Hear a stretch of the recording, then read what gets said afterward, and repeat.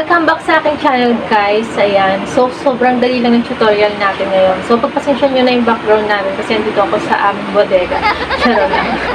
So, eto na nga guys. Sobrang dali lang ng ating tutorial ngayon. At sigurado hindi na kayo mahirapang mag-type dito ng message. Dahil nga, pinalaki na yung keyboard natin. So, may gusto nyo guys, ayan, palaki natin yung keyboard ng ating cellphone. So, paano nga ba natin palalakihin ng keyboard ng ating cellphone? So, pakita ko sa inyo yung pakaraniwang keyboard. Ayan, guys.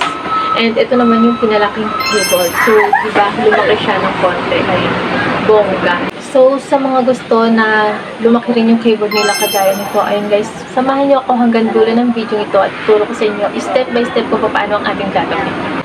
So, bago ang lahat guys, kung ikaw'y bago lang or napadal lang dito sa aking channel, huwag niyo kalimutan mag-subscribe, syempre like na rin at hit the bell button para laging updated sa aking mga latest upload. Okay guys, umpisa na natin. Let's start. 2,000 years later.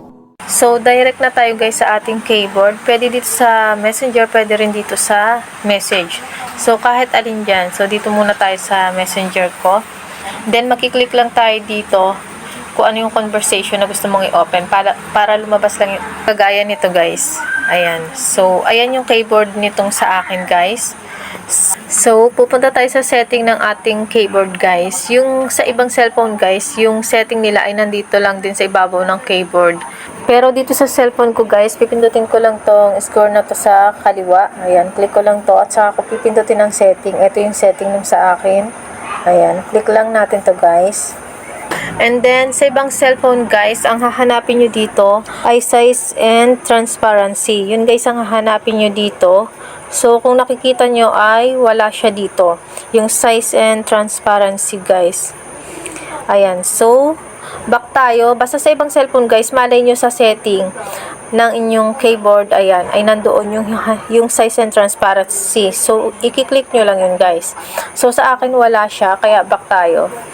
Kasi guys, yung aking size na yan, na transparency, ay ito din yun. Resize lang yung nakalagay guys. Ito oh, kalapit ng setting.